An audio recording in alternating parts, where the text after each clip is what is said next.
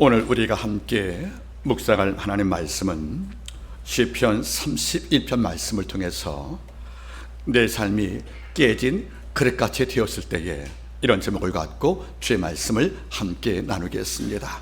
제목을 한번 따라 읽겠습니까? 내 삶이 깨진 그릇같이 되었을 때에, 이런 제목을 갖고 주의 말씀을 함께 나눕니다. 말씀 듣기에 실패하지 않기를 바라겠습니다. 1898년 스웨덴 극작가 스트린드버그라는 그 사람은 지옥이라는 소설을 발표합니다. 제목이 참으로 무겁고 참 마음속에 심란함을 주는 제목인데, 그 사람이 이걸 다 완성한 다음에 기자와 함께 간담회를 갔습니다. 그럴 때 한 참석한 기자가 그에게 물어봤습니다. 왜 당시의 관심은 지옥이고 왜 불행이며 왜 절망입니까? 물어볼 경우에 스트린드버그라는 그 극작가는 이렇게 답을 한 걸로 기억을 합니다. 내 관심이 왜 지옥이며 불행이며 저주인가? 왜 남들이 가장 싫어하는 이런 것들이 내 문학의 주제가 되었을까? 이래 물어본다면 그는 이렇게 말했답니다. 나는 어릴 때부터 하나님과 천국을 찾아 헤맸다. 그러나 내가 발견한 것은 악마와 지옥이었다. 이 짧은 문장 속에서 그의 살아온 행적을 볼 수가 있다는 겁니다. 그도 어릴 때에 교회를 나갔고 하나님을 알기 위해서 수많은 진리의 탕구를 했다고 본인은 고백하는 거지요. 내가 어릴 때부터 하나님과 천국을 찾기에 헤매었으나 결국 내가 발견한 것은 악마와 지옥이었다, 이렇게 말하는 것이에요. 살아보니까 우리가 죽어서 지옥을 가고 천국 가기 이전에 이미 이 땅이 이미 지옥이 되었다는 것을 그는 알게 되었다는 것이 아니겠습니까? 이럴 때 기자가 물어봅니다. 그러면 당신이 발견한 지옥이라는 것은 어떤 곳입니까? 물어볼 경우에 오늘 말씀과 함께 연결되는 중요한 말을 그가 합니다. 지옥 그러면 우리는 많은 이미지가 있습니다. 현대 한국교회는 지옥을 설계하지 않습니다. 성도가 싫어한다는 이유 때문에.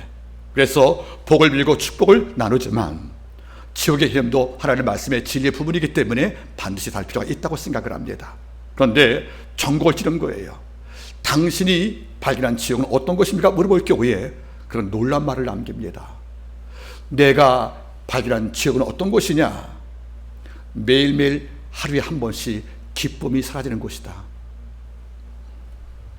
놀라운 통찰이에요. 그런 지옥을 공간으로 해석하지 않은 겁니다.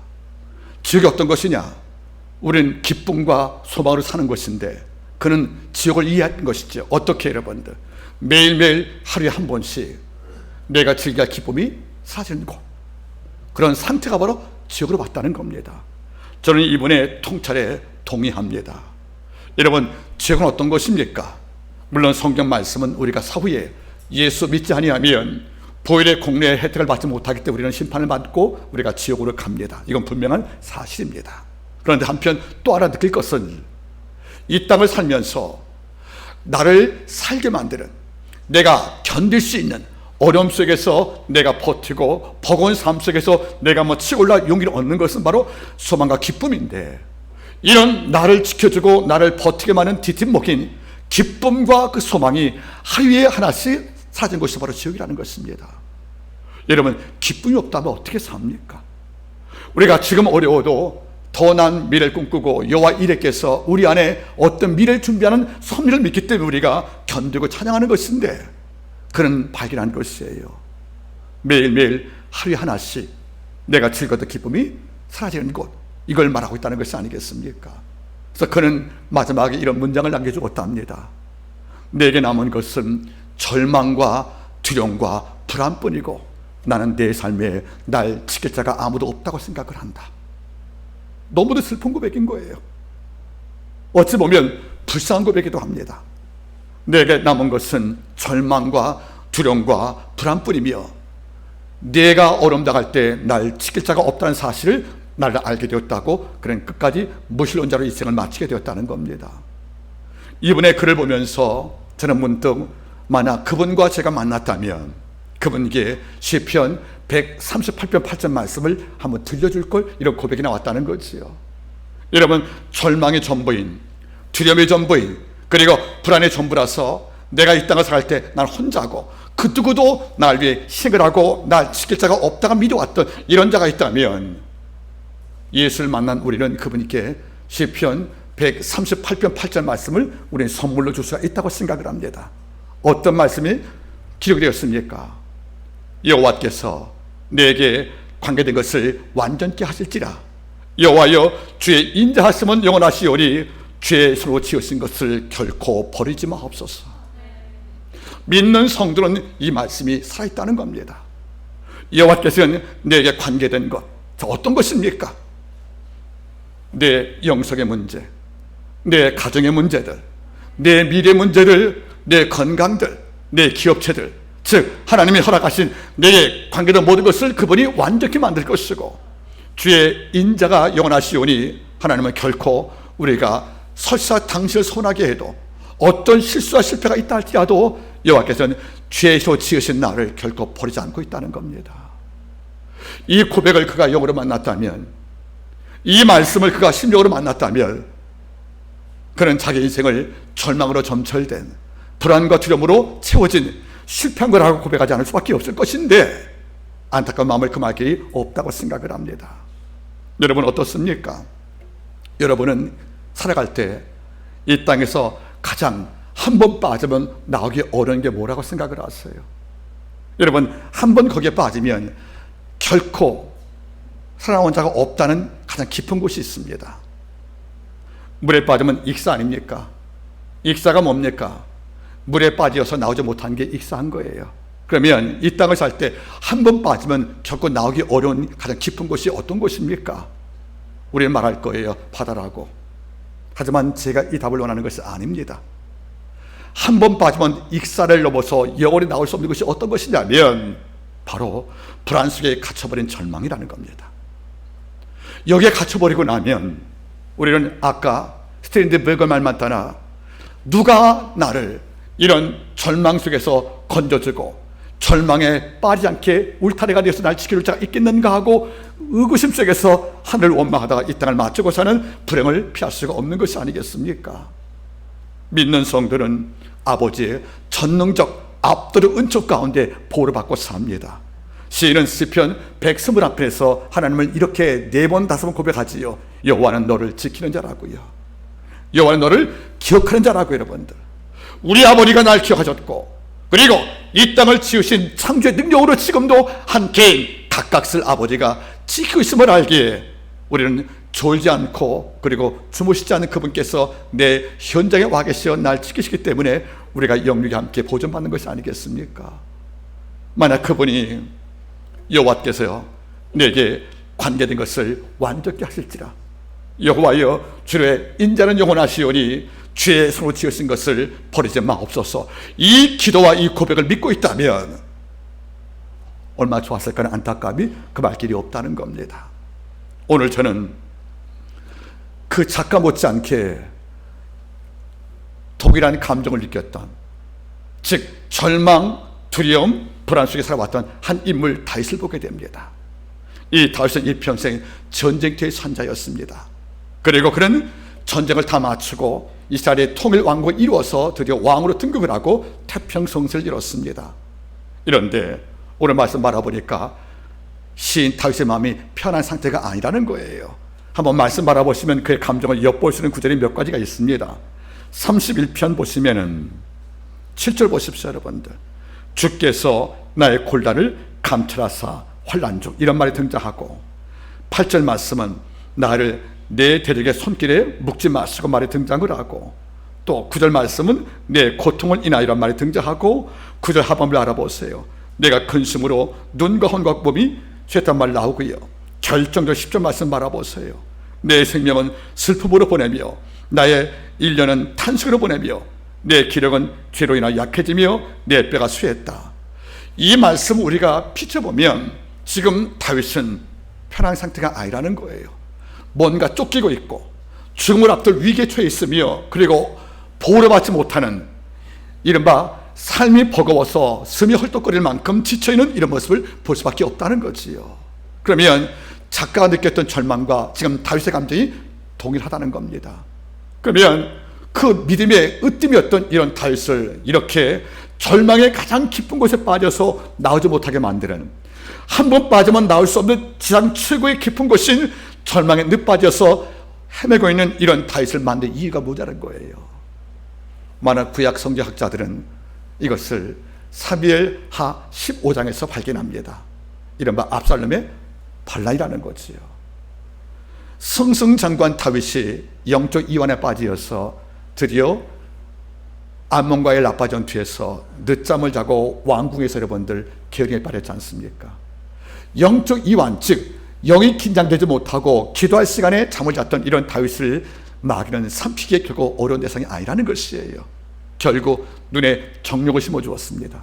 그래서 난류에 전쟁을 나간 신하의 아내를 탐하게 되었고, 그 욕정이 그를 권력형 성범죄를 이루어서 그를 취하게 된 것이 아니겠습니까? 하나님은 분개하셨습니다. 그렇게 아름다웠던 네가 영적 나태에 빠지고 그 결과 내 뇌에 정욕이 심겨주어서 널 위해 전쟁에서 목숨을 담보로 수고하는 신하의 그 아내를 지키지 못할지언정 그를 취하여 육적 쾌락을 취했느냐고 나단이 와서 죄 이름을 대신 징계를 선포했고, 결국 다윗은 나단에게 이런 징계를 받습니다. 내 집 안에 칼이 떠나지 않을 것이며. 칼은 뭘 상징하지요? 전쟁과 사륙, 필름이라는 거예요. 결국 여러분들 장남 암놈이 배다른 여동생 다말을 강제 추행을 하고, 이걸 알고도 다윗이 침묵하자 화난 다말의 오빠 압살롬이 암놈을 살해하고 그는 도망을 칩니다. 몇 년 만에 돌아와서 아버지가 그를 보지 않자 화났던 압살롬이 반란을 일으키지요. 그래서 결국 사무엘 15장은 이리 말씀합니다. 다윗이 놀라 신하에게 말하되 우리가 도망가자 하고 도망가되 그가 맨발로 감난산을 울며 떠나갔단 말 나오는 거예요. 여러분, 한순간에 그 명예가 추락이 되었습니다. 집안에 여러분들 성범죄와 칼의 삼위가 이루어지고 다윗의 지은 죄에 따른 아버지 징계가 오면서 신하의 아내를 취했던 성범죄를 그들의 갚아씌어서 오빠가 배단 누이를 취하게 만드는 이런 것을 겸하게 만들었던 것이고, 칼로 죽이지 못하니까 신하 요압에게 편지를 써서 우리아의 죽음을 도래하려고 전쟁터 앞에서 화려맞게 죽게는 살인 교사봉을 지켰던 것이 바로 다윗이 아니었겠습니까? 이런 까닭에 남을 죽였던 피 흘림을 똑같이 그가 압살롬이 형제 죽여 하는 걸 보게 만들었고요. 궁극적으로 그는 추방을 당합니다. 얼마나 급했으면 맨발로 도망쳤다고 그럽니다. 그리고 구려많은 감난산에 가서 몸을 은폐하고 숨었을 경우에 그를 따라간 자가 누구냐면 몇 분의 신하와 24반일의 제사 가운데서 사독과 아비아달 둘밖에 들어간 적이 없다는 것이에요. 대세는 이미 압살롬한테 기울었습니다. 그때 다윗은 감난산에 올라가서 혼자 있고 가는데 또 누가 등장하냐면 사울왕에 중했던 시므이가 등장합니다. 그래서 하는 말이 뭐죠? 필요한 자여 필요한 자여 죽으라고 침 뱉고 먼지 뿌리고 돌로 저주한 거예요. 그는 어제까지 신하가 반역자 압살롬의 편을 들었고요. 수많은 제사장들이 다 등지고 단 2명만 날 따라오는 것이고요.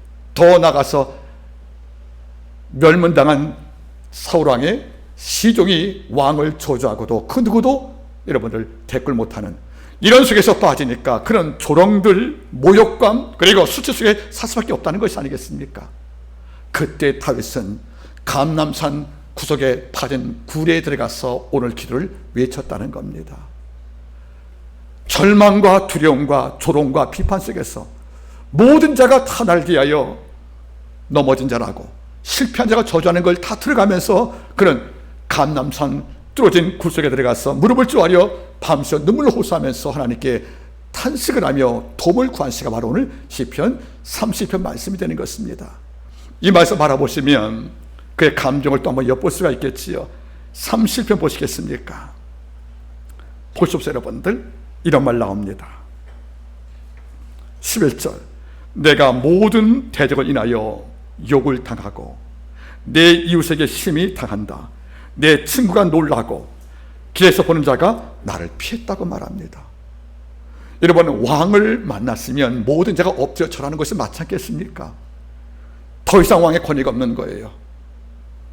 자식 교육을 어떻게 시켰으면 오빠가 동생을 취하고 동생이 형을 살해하고 아들이 아버지에게 반역할 것인가? 철저히 모든 것은 자식의 잘못일 수 있겠지만 자식이 관리 못한 네가 주 앞에 범죄했다는 것을 모두가 알았기 때문에 많은 백성이 뭡니까? 모든 자가 길에서 나를 피했답니다. 여러분 어떠세요? 얼마 전까지 엎드려 들어던 자들이 나를 몰래 피합니다. 이걸 다윗이 모르겠습니까? 이 모욕과 이 모독감들을, 이것을 경험할 때 다윗의 마음에 고통이 왔다는 겁니다. 이것만이 아닐 겁니다. 그 다음 바라보시고 나면 이런 말씀이 나옵니다. 12절, 내가 어떤 자가 되었다고요? 잊어버린 자가 되었다는 거예요. 아무도 다윗을 모르는데요, 잊어버렸답니다. 죽은 자를 마음에 두장 갖고 그 다음 말이 뭡니까? 파기와 같으십니다. 이런 파기란 말이 뭡니까? 파는 깼단 말이고 기는 도자기 아닙니까? 내가 뭐가 되었다고요? 깨진 그릇 되었다는 거예요.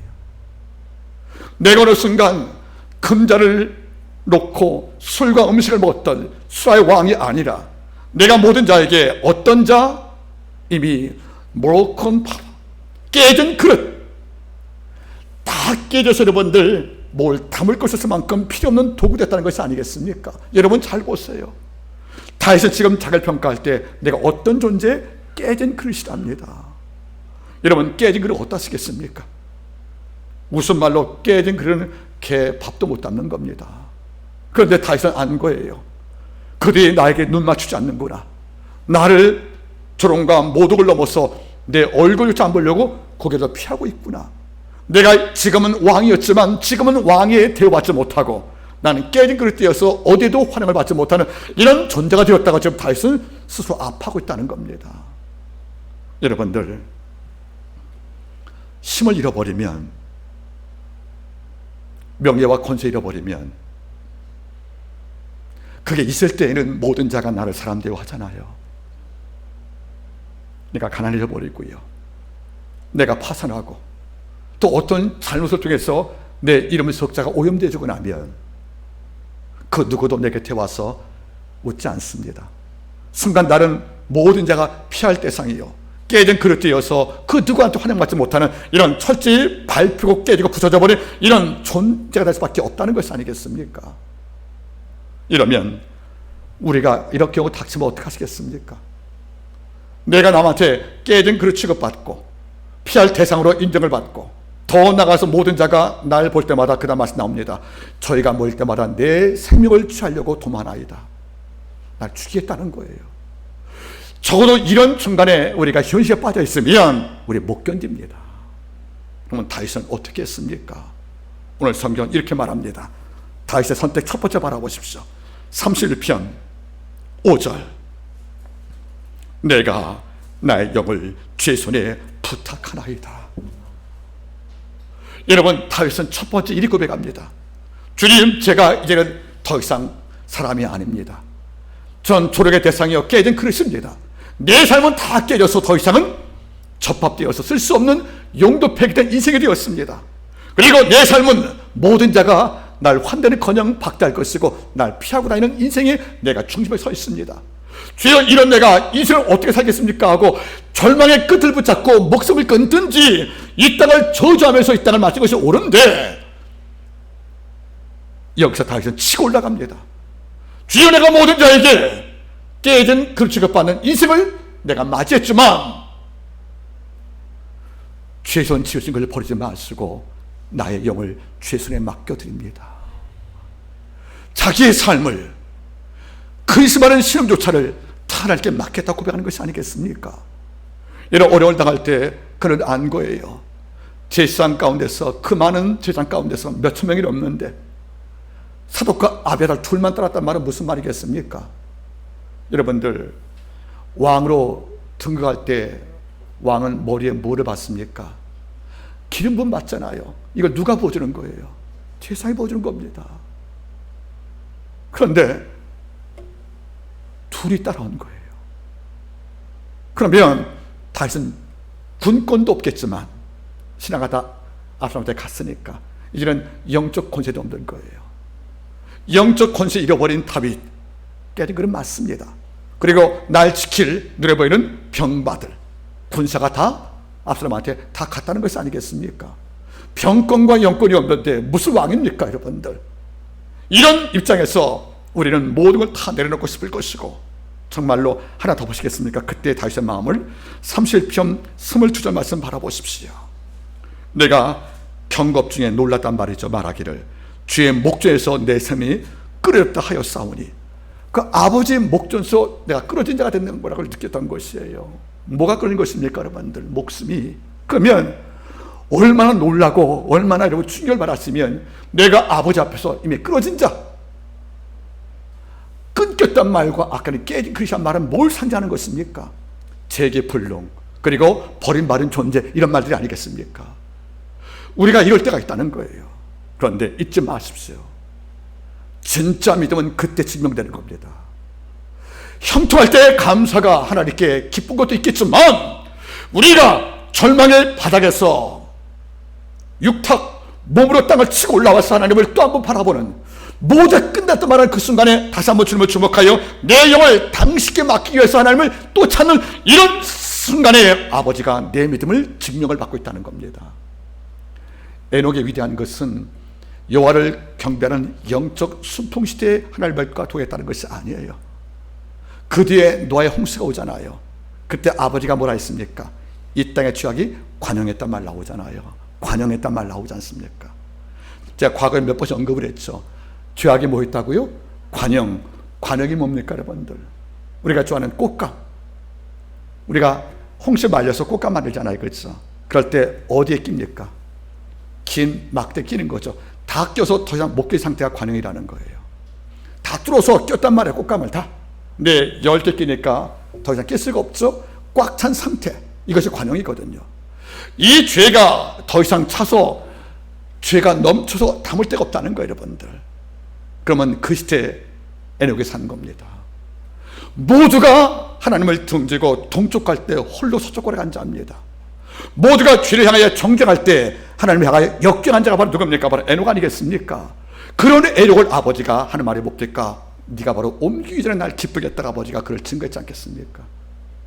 우리의 믿음이 언제 증명됩니까, 여러분들? 내 스스로 날 볼 때 난 깨진 그릇이야, 쓸모없어. 나는 모두가 나를 기피하는, 얼굴 보기 싫어하는 이런 조한 자가 되었어. 나는 끊어진 자가 되었어.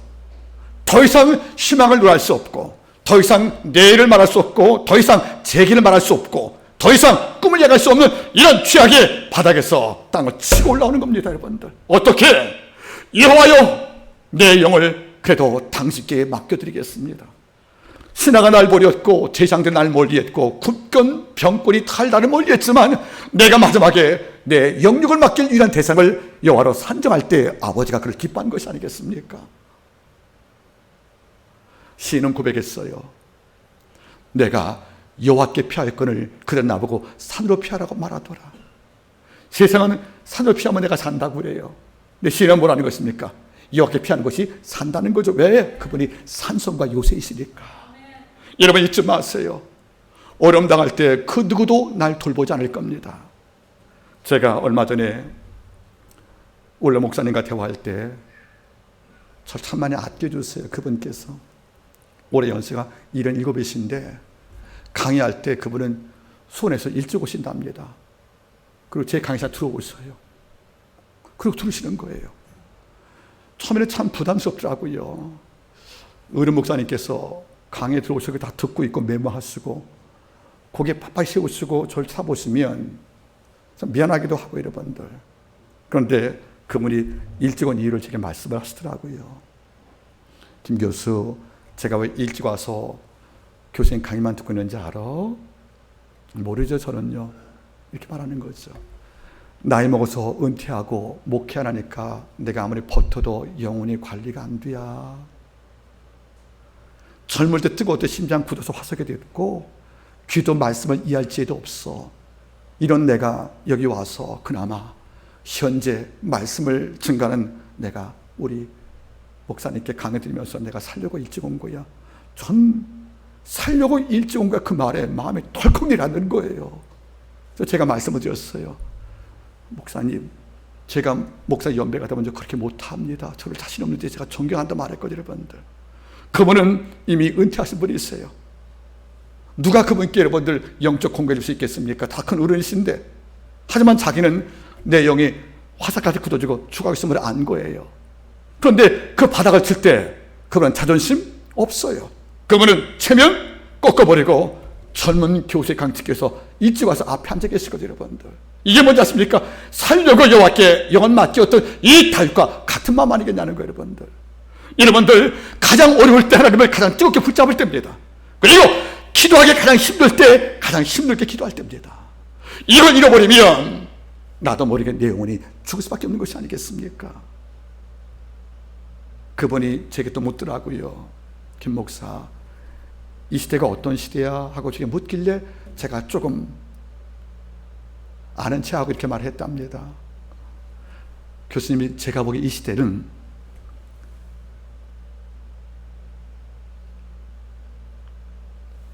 눈물 나네. 이 시대는 아무것도 아닌 것들이 곧 사라질 것들이 주인 행사하는 시대입니다. 아무것도 아닌 것들이 주인 행사한단 말이에요. 곧 사라질 것들. 작가 이진숙 씨의 말에 의하면 이 시대는 어떤 시대냐? 일시적인 것들이 주인되는 시대라는 거예요. 명예, 그 영생 아니거든요. 권력, 황금들 필요하지만 그게 영원한 거 아니지 않습니까? 그 일시적인 것들, 하찮은 것들, 아무것도 아닌 것들, 그 사는 것들이 주인되어서 우리를 지배하고 있지 않겠습니까? 그런데 이것이 없으니까 우리가 무시당하는 거예요, 또 여러분들. 이럴 때 하는 말이 뭐죠, 여러분들? 날 지킬 힘이 아무것도 없네. 내가 황금이 있어, 권력이 있어, 명예가 있어. 내가 건강이 있어. 내가 일시적인 것이라고 치부하는 많은 것들이 없으니까 더 어렵다 할 때 오늘 다윗 좀 바라보세요.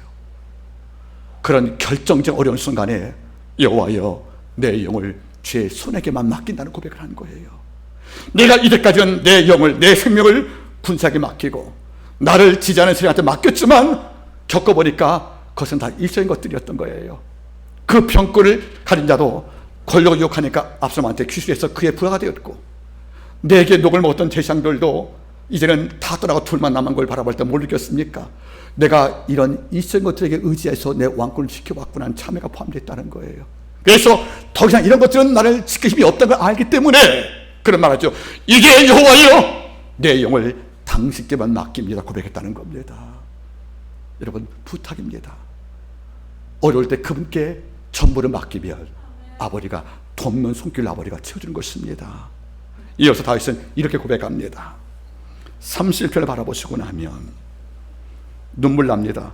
14절, 여호와여, 그러하여도 나는 주께 의지하고 말하기를 주는 내 하나님이시라 하였나이다. 아멘.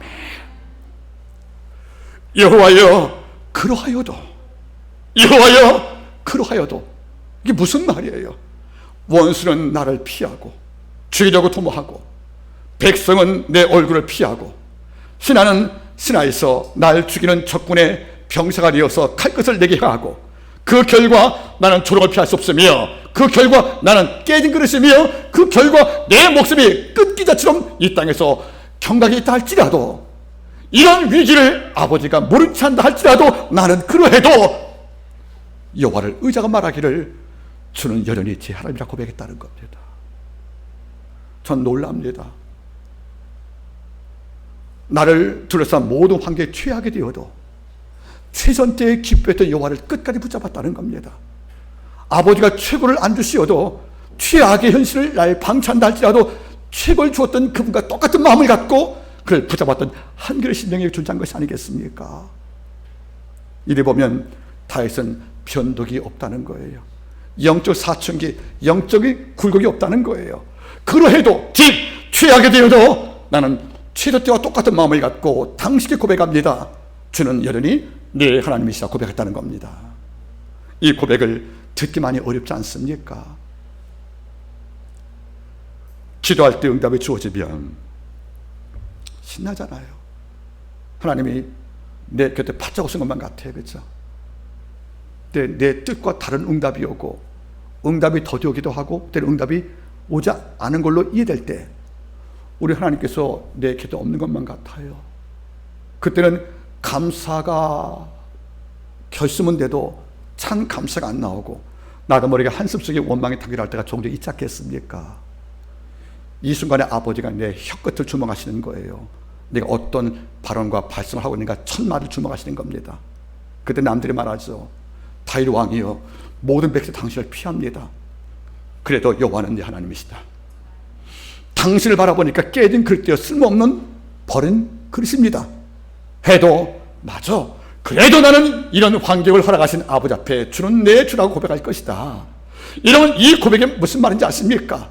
환경을 넘어선, 그리고 내 감정을 넘어선, 그리고 내 생각을 치고 올라가는 절대적 고백이라는 겁니다. 우리는 동일한 문장을 다니엘서 3장에서 보게 됩니다.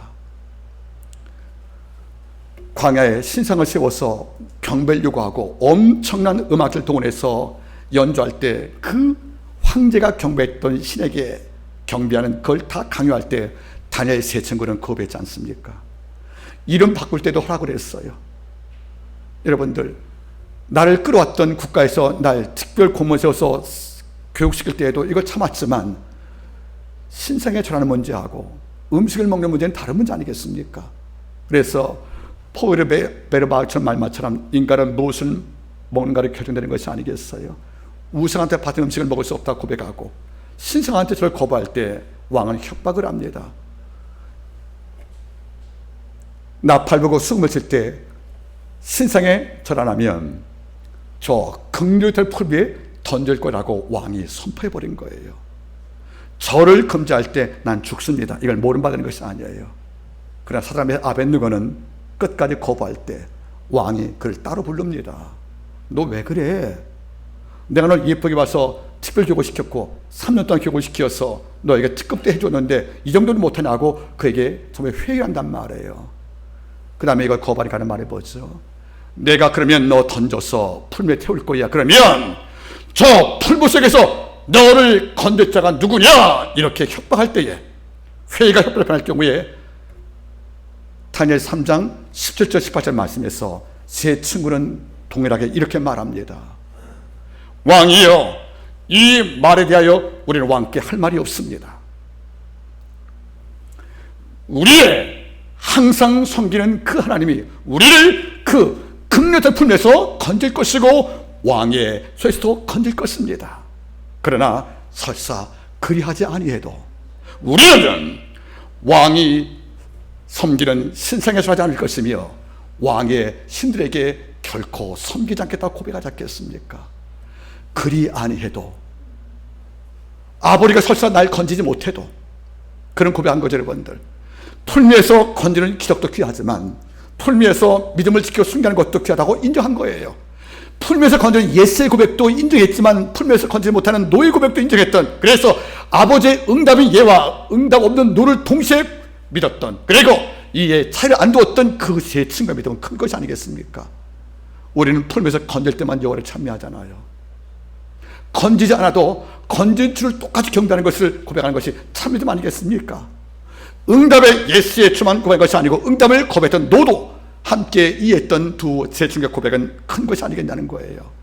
이런 고백을 지금 다윗을 또 한번 보여주고 있다는 겁니다. 여러분 잘 보세요. 여호와여, 그러하여도 내 뜻과 다르게 환경은 취하게 되어도, 여호와여, 내 생각 다르게 내가 점점 더 어려워지어도, 내 생각 다르게 내 삶이 점점 절망이 깊어지고 희망의 증거가 보이지 않고 있어도 이것 때문에 내가 하나님을 의심하고 폄하한 일이 없을 것입니다. 주는 여전히 나의 주라고 고백했다는 겁니다. 이런 고백을 듣는 하나님께서 어떤 마음이겠습니까? 요한복음 1장을 보시면 나 다 나이를 나옵니다. 그렇죠? 그런 복음서에서 특별히 빛나는 제자는 아니었어요. 그런데 제가 듣기에는 복음서에서 제일 먼저 칭찬받은 제자였고요, 그 첫 칭찬이 가장 위대한 칭찬이었고 이런 칭찬을 그것이 없다고 생각합니다. 나다나엘이 빌립과 함께 주를 찾아왔을 경우에 주께서 뭐라고 칭찬했습니까? 너는 참 이스라엘 사람이도다. 내 속에 간사함이 없구나. 이 말을 의역을 해보겠습니다. 너는 늘 한결같구나. 내 속에 환경을 따라 교활과 원망이 없구나. 여러분, 이걸 보면 나단의 영성은 보통이 아닌 거란 말이에요. 우리 아버지는 이 말씀하는 거예요. 내가 너한테 뜨거운 믿음만 요구하는 것이 아니다. 내가 지금 너한테 요구하는 것은 뜨거운 믿음 넘어 지치지 않는 믿음이다. 우리 주님은 뜨거운 믿음만 요구하는 것이 아니에요, 여러분들. 덜 뜨거워도 지치지 않고 한결같이 직진을 걸어가는 이런 믿음을 아버지가 우리한테 바라는 것이 아니겠습니까? 오늘 보세요. 환경은 최악인데 고백은 최상이에요. 여호와여, 그러하여도 남들이 내 환경을 놓고 어떤 말을 다 고백해도, 어떤 말을 비방과 조롱을 해도 주를 향한 내 마음은 한결같습니다. 주는 여전히 유일하게 내 찬양을 받으실 여호와시다고 고백했다는 것이 아니겠습니까? 이 고백에 하나님은 너무 기뻐하고 춤을 추고 미소를 지었다고 저는 생각을 합니다. 여러분들, 이어서 바라보십시오. 31편 15절, 내 시대가 주의 손에 있사오니 아멘. 다른 번역은 내 시대가 뭐죠? 내 앞날이, 내 미래가, 현재를 포함한 앞으로 미래가 어디 있다고요? 주의 손에 있사오니. 병권을 내 아들 압살롬의 잡은들, 제상 모든 무리를 포섭하여 자기 수하에 든들, 이런 많은 것이 있어도 내 앞날과 내 미래와 내 모든 삶의 이유는 주의 손에 있다고 다윗은 기쁘게 고백했다는 겁니다. 제상을 다 포섭한다 하여 왕되는 것이 아니고 병권 잡았다고 왕권 잡는 게 아니라는 거예요. 내 시대가, 내 앞날이, 그리고 내 미래가 주의 손에 설계되어지고 그분이 섭리하시오니 아버지여, 내 원수와 저 악한 자에게서 나를 건짐을 제가 믿고 있다고 다윗은 고백했다는 겁니다. 어려움 당할 때 고백을 하세요. 내 시대가 주의 손에 있으며. 날 향하는 아버지 기획이 너무 촘촘하시고 너무 섬세하다는 거예요. 이 땅을 볼 때 나는 지위, 권력, 두뇌, 학력, 재산들, 이걸로 평가받아서 누구지한테 때로 모욕당할지 모르겠지만 아버지가 십자가의 구속으로 경험된 모든 성도의 각자 각자에게 향하신 생각이 너무도 많다는 거예요. 시인 다윗은 말하지요. 여호와여, 나를 향하신 주의 생각이 어찌 그리 많은지요. 아버지가 나를 생각이 많다는 거예요. 이 많은 생각 중에서 아버지가 내 앞날 계획도 포함되어 있다는 겁니다. 막을 때는 여호와 이레로, 질 때는 여호와 삼마와 니시로, 아플 때는 여호와 라파로, 그리고 두려울 때는 여호와 설령 평강으로 했겠어. 그리고 사망의 음침한 골짜기에서 헤맬 때는 아버지가 목자가 되시어서 날 인도하는 이런 모든 삶을 당신 손에 내 인생이 있다는 것이 아니겠습니까? 오늘 새벽에 묵상할 때 시편 105편 3절과 4절 말씀을 함께 고백을 했습니다. 시편 105편 3절과 4절 말씀 함께 보시면은 여호와를 구하는 자는 그 마음이 즐거울지로다. 여호와 그 능력을 구할지어다. 그의 얼굴을 항상 구할지어다. 왜? 내 시대가 주의 손에 있으니까. 시인은 말하는 거예요. 여호와를 구하는 자는 그 마음이 항상 즐겁다는 겁니다. 왜? 확신이 있으니까. 그래서 여호와와 그 능력을 구할지어다. 그리고 그의 얼굴을 어떻게? 항상 구할지어다. 왠지 아십니까? 우리의 인생의 미래가 주의 손에 있다고 다윗은 분명히 알고 있다는 거예요. 이런 자는 당장 현실 속에서 어떤 기적이 없어도 기적을 아버지가 만들고 있다는 그림을 그리고 사는 겁니다. 마지막으로 그는 놀라운 고비를 우리에게 남겨주었습니다. 자, 여러분들 하나 더 보시겠습니까? 19절 함께 읽어보겠습니까? 시작. 주를 두려워한 자를 위하여 쌓아두신 은혜가 곧 인생 앞에 주께 피한 자를 위한 은혜가 어찌 그리 큰지요. 다윗은 어떤 자가 은혜 받는 걸 안 거예요. 주를 두려워하는 자를 위해서 쌓아둔 은혜가 있답니다. 여러분, 은혜의 단발성을 말하는 게 아니라 쌓아둔 은혜가 있대요. 즉 인생이 주께 피하는데, 자, 이건 해석입니다. 원래 원문은 뭐죠, 여러분들? 주께 피한 자를 위해서 아버지가 뭘 쌓아두었다고요? 은혜 쌓아두었대. 아버지의 호의를, 능력을. 그런데 주께 피한 자가 누굽니까 물어보니까 여러분들, 자 19절 주를 두려워하는 자가 누굽니까? 아래 곧 인생 앞에서 주께 피하는 자를 말씀하는 거예요. 여러분 잘 보시기 바라겠습니까?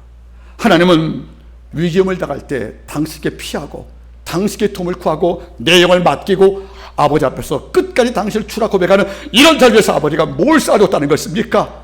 상상 못할 은혜 아버지가 쌓아줬다는 겁니다. 그래서 아버지가 이런 자에게 쌓아둔 은혜가 작동을 하면 내 인생 항해의 배가 폭망나 뒤집어질 경우에 아버지가 소망의 항구로 인도해 주시는 거예요. 무사하게 눈 떠보니까 이미 항구에 도착했다는 겁니다. 여러분 잊지 마십시오. 우리 아버지는 수학자보다 정확한 캠퍼스 인생을 설계했습니다. 그리고 과학자보다 정확한 아버지의 지식을 갖고 우리 삶을 이끌고 있습니다. 그리고 이 땅 최고의 권력자들도 황금 이상으로 아버지가 줄 선물 예비하고 있다는 것을 믿길 바라겠습니다. 잊지 마세요. 다윗은 최악에서 최고의 고백을 하나님께 드렸다는 겁니다. 깨진 그릇같이 재개 불능의 용도 폐기들 이런 그릇이 지금 내 시대가 주의 손에 있으니 아버지여 내 영을 당신 손에 맡겨둘 것이니 하나님 끝까지 내가 어려워도 당신을 주라 고백하는 신앙은 결코 변색이 없을 거라고 하나님께 고백할 때 기쁘게는 승했다는 겁니다. 그런데 우리는 결과 알잖아요. 시편 31편은 시만 나왔으니까 우리 결과 모르지요.